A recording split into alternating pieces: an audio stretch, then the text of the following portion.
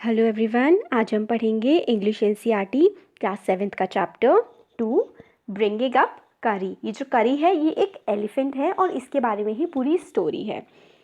करी the elephant was 5 months old when he was given to me to take care of.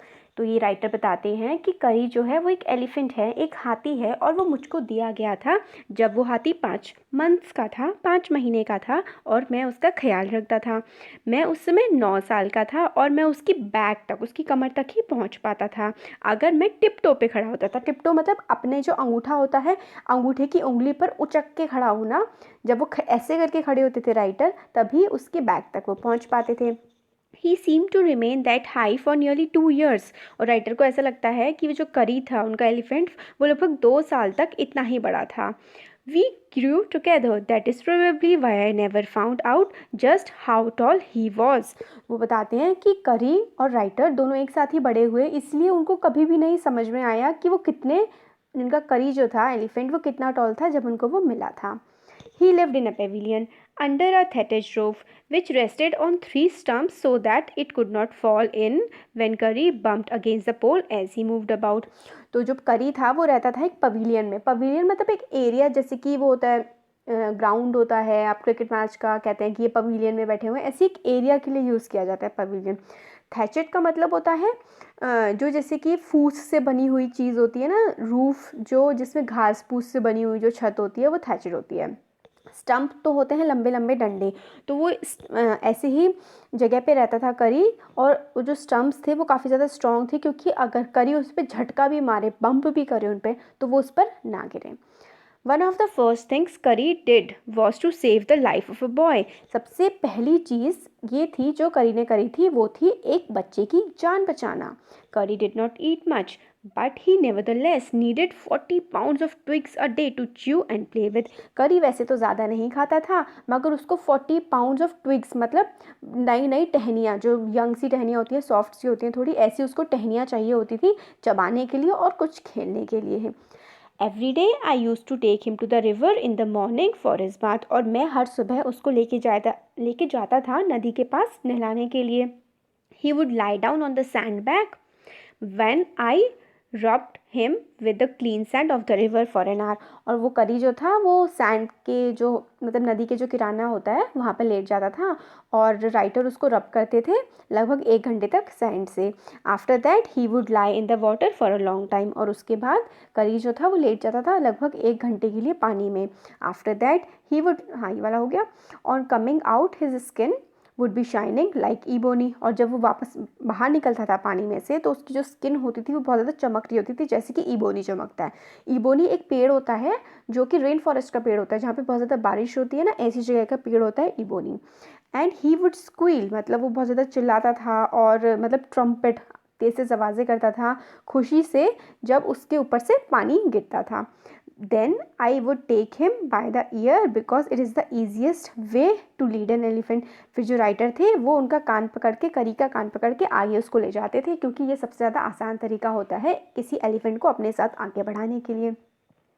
And leave him on the edge of the jungle while I went into the forest to get some luscious twigs for his dinner।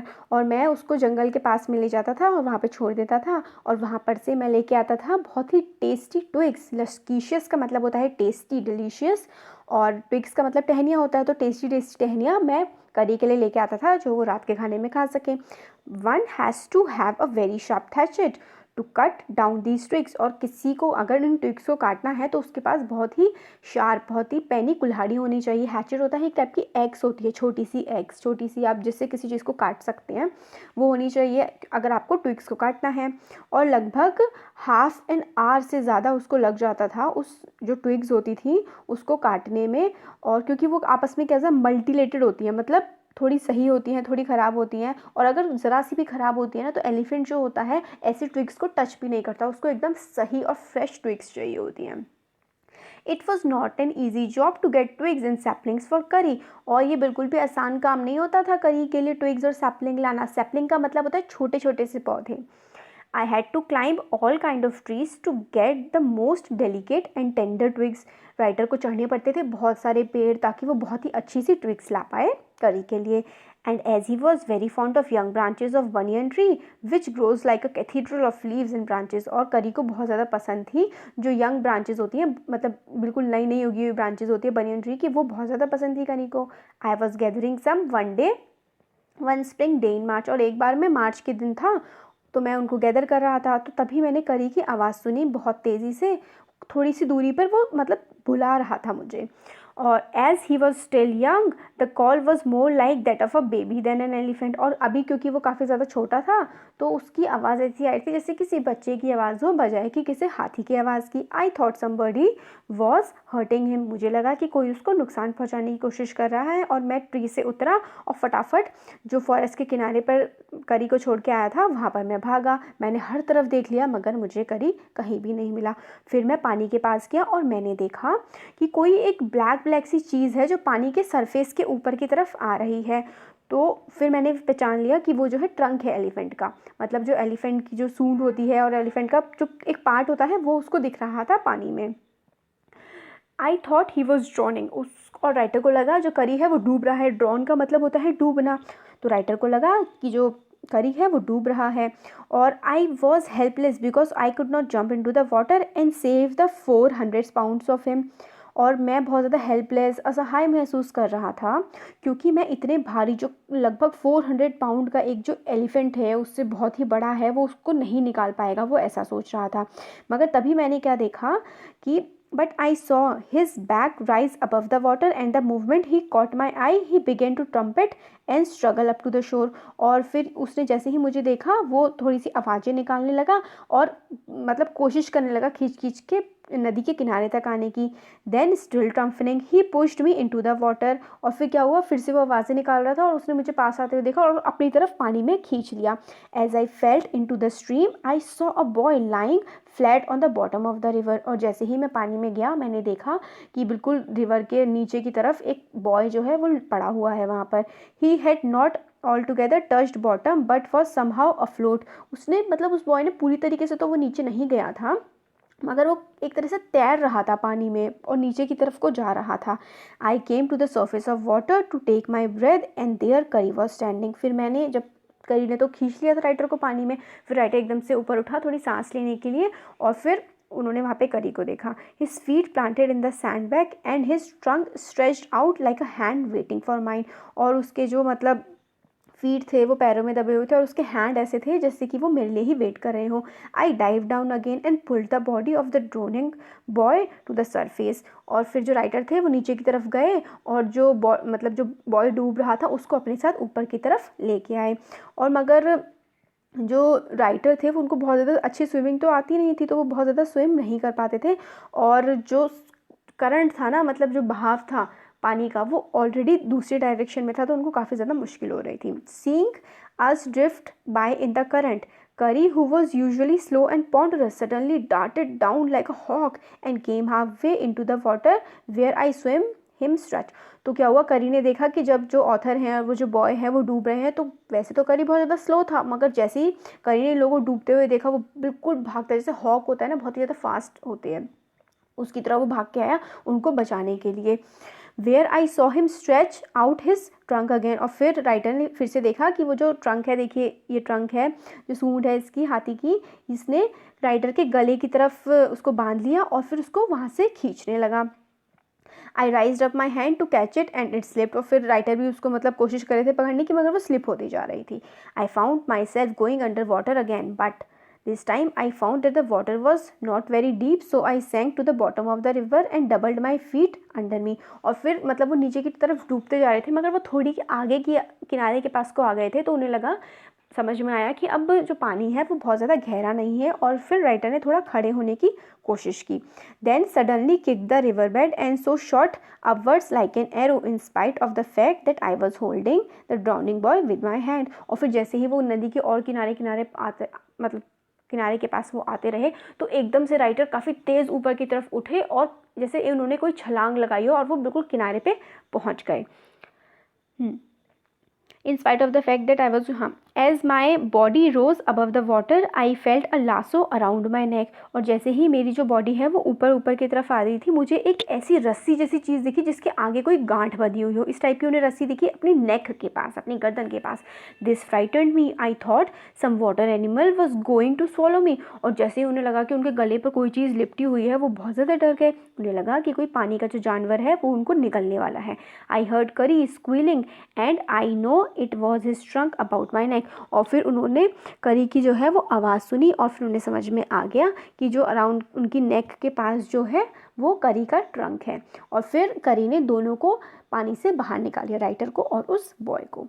करी was like a baby, he had to be train to be good, and if you did not tell him when he was naughty he was up to more mischief than ever. और करी जो था वो एक बच्चे की तरह था, उसको ट्रेनिंग देनी पड़ती थी कि वो किस तरीके से अच्छा व्यवहार करे, और अगर उसको ये ना बताया जाए तो वो और भी ज़्यादा शैतान हो जाता था और ज़्यादा शैतानियाँ करने लगता था। तो एक बार का वो इंस्टेंस बता रहे हैं कि क्या हुआ। तो जो है ऑथर वो बताते हैं, one day somebody gave him some bananas to it. एक बार क्या हुआ, किसी ने बनाना खाने के लिए, केले खाने के लिए दे दिए करी को, और करी को वो इतने ज़्यादा पसंद आने लगे, राइप जो पके हुए बनानास थे वो करी को बहुत ज़्यादा पसंद आने लगे। ये जो राइटर थे, इनके घर में क्या होता था, इनका जो डाइनिंग रूम था उसमें खिड़की के पास ये लोग फ्रूट्स रख दिया करते थे। और एक दिन सारे के सारे जो बनानास थे वो एकदम से गायब हो गए, और मेरी जो पूरी फैमिली ने, मतलब राइटर कहते हैं उनकी पूरी फैमिली ने ब्लेम किया उनके घर के जो नौकर थे, सर्वेंट्स थे, कि उन्होंने सारे के सारे फ्रूट्स खा लिए हैं। कुछ दिनों बाद जो फ्रूट्स थे, फल थे सारे, वो फिर से दोबारा से गायब हो गए। इस टाइम क्या हुआ, इस बार सारा ब्लेम राइटर पर पड़ा, और राइटर को तो पता था कि उन्होंने ये नहीं किया है, और ये बात की पेरेंट्स ने उनको डांटा, इस बात के लिए उन पे ब्लेम लगाया कि उन्होंने सारे फ्रूट्स खा लिए हैं। इस बात से वो अपने पेरेंट्स से बहुत ज़्यादा नाराज़ हो गए। फिर क्या हुआ, अगली बार the next time the fruit disappeared I found a banana all smashed up in Kari's pavilion. और फिर अगली बार जब फिर से फ्रूट्स जो हुए वो गायब हुए, तो फिर राइटर ने देखा बनानास थे करी के पवेलियन में, जहाँ पर करी रहता था वहाँ पर बिल्कुल एक टूटा फूटा सा, बिल्कुल कुचला हुआ सा बनाना उन्होंने देखा। इस ये देख के उनको बड़ा सरप्राइज़ लगा। उन्होंने कभी नहीं देखा था कि करी के जो पवेलियन में कभी फ्रूट्स हों, उन्होंने तो हमेशा ट्विग्स ही देखी थी। फिर नेक्स्ट डे क्या हुआ, जब वो डाइनिंग रूम में अपने बैठे हुए थे राइटर, तब उन्होंने देखा कि जो फ्रूट्स रखे हुए थे टेबल पर, वहाँ पर एक मतलब ऐसे कोई स्नेक जैसी कोई फिगर आ रही हो, मतलब जैसे कि कोई स्नेक अंदर की तरफ आ रहा हो, और उसने विंडो से क्या किया, जो बनानास थे वो उठाए और वो स्नेक गायब हो गया। और इस बात से जो राइटर को बहुत ज़्यादा डर लगा, क्योंकि उन्होंने कभी भी नहीं देखा था कि कोई जो स्नेक यानी कि सांप हैं वो कभी बनाना भी खाते हो, और ये थॉट ही मतलब उनके लिए बहुत ज़्यादा टेरेबल था कि जो सांप हैं वो उनके जो फ्रूट्स और बनानास वगैरह ये सब चुरा रहे हैं। फिर जो राइटर थे वो बिल्कुल रूम के बाहर निकल के बहुत ज़्यादा डर में, और मतलब काफ़ी ज़्यादा वो घबरा रहे थे। Feeling sure that the snake would come back into the house, eat all the fruit and kill all of us. और उनको इतना डर लग रहा था, वो उन्हें ऐसा लग रहा था कि जो सांप है वो फिर से आएगा, सारे के सारे फ्रूट्स खा जाएगा, और हम सबको, मतलब घर के जितने भी लोग हैं उन सबको मार भी देगा।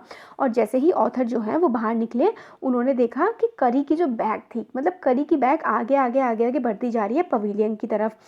और इससे क्या हुआ, मतलब उनको लगा कि चलो करी है, मैं उसके पास चले जाता हूँ, क्योंकि वो बहुत ज़्यादा डरे हुए थे, वो करी से मिलेंगे तो थोड़े वो खुश हो जाएंगे। तो वो करी के पीछे भागने लगे, पवेलियन में उसके पहुँच गए, तो देखा कि वहाँ पे करी जो थे वो बनाना खा रहा था वो तो। और फिर ये चीज़ देख के एकदम से शौक लग गया ऑथर को कि जितने भी जो बनाना थे ना, वो अभी तक जो कौन खा रहा था, वो खा रहा था करी, क्योंकि वहाँ पे सारे के सारे बनानास के शिकल जो थे वो स्ट्रून थे। स्ट्रून का मतलब होता है फैले हुए थे। He stretched out his trunk and reached for one far away from where he was standing। और फिर उसने क्या किया, करी ने थोड़ा सा आगे को गिरे हुए थे, उसने फिर अपना फिर से ट्रंक निकाला और बड़ा सी ट्रंक करके दूसरे बनाने को उठाने लगे। और फिर तब राइटर को समझ आया कि वो जो स्नेक उन्होंने देखा था वो कोई स्नेक नहीं था, वो तो करी का ट्रंक था। I went to him, pulled him out by his ear, and joyously showed my parents that it was curry and not I that had been eaten all the fruits। फिर क्या हुआ, जो राइटर थे उन्होंने अपने parents को बताया और दिखाया कि सारे के सारे फ्रूट्स जो खा रहा था वो करी था, बल्कि राइटर नहीं था। फिर उन्होंने क्या किया कि करी को काफ़ी ज़्यादा डांट लगाई। और फिर क्या होता है, एलिफेंट्स ना अगर उनको डांट दिया जाए तो उनको समझ में आ जाता है कि वो जो काम कर रहे हैं वो गलत कर रहे हैं। फिर नेक्स्ट टाइम से उन्होंने, अगर उनको डांट दें तो नेक्स्ट टाइम वो काम नहीं करते। Next time I see you stealing fruits you will be whipped. वो बोलता है कि अगर तुम दोबारा फ्रूट्स को चुराओगे तो हम तुम्हारी पिटाई कर देंगे। He knew that he we were all angry with him even the servants. His proud was so injured that he never stole another thing from the dining room. और फिर सारे के सारे लोग नाराज़ थे, तो ये बात जो है वो करी को समझ आ गई और फिर उसने दोबारा कभी भी कोई भी चीज़ नहीं चुराई डाइनिंग रूम से। एलिफेंट जो होते हैं वो मतलब एक्सेप्ट करते हैं पनिशमेंट लेना अगर उन्होंने कुछ गलत काम किया होता है, मगर अगर तुम उन्हें बिना किसी रीज़न के पनिश करोगे तो वो इस बात को याद रखेंगे और फिर दोबारा तुमसे बदला ज़रूर लेंगे। एलिफेंट क्या है, must be taught when to sit down, when to walk, when to go fast and when to go slow. और जो एलिफेंट होते हैं उनको बताना पड़ता है कि कब बैठना है, कब चलना है, कब तेज़ चलना है और कब धीरे चलना है। और आपको उनको एक बच्चे की तरह समझाना होता है। इफ़ यू से धत and pulled him by the ear he will gradually learn to sit down. अगर आप उसको बोले धत और कान से उसको पकड़ें तो उसको समझ में आ जाएगा कि आप उसको बैठने के लिए कह रहे हैं। सिमिलरली और इसी तरह अगर आप कहेंगे माली और उसकी जो नाक, उसकी जो लंबी सी नाक होती है, उसका ट्रंक उसको आगे की तरफ खींचेंगे तो उसको समझ में आ जाएगा कि माली का मतलब होता है कि उसे चलना है। करी लर्नड माली आफ्टर 3 लेसन्स। जो करी ने माली है चलना सीखा इस तरीके से, वो 3 बार उसको सिखाना पड़ा तब जा करके उसने सीखा। But it took him 3 weeks to learn धत। मगर उसको 3 हफ्ते लगे धत का मतलब समझने के लिए। He was no good at sitting down. वो बैठने में अच्छा नहीं था।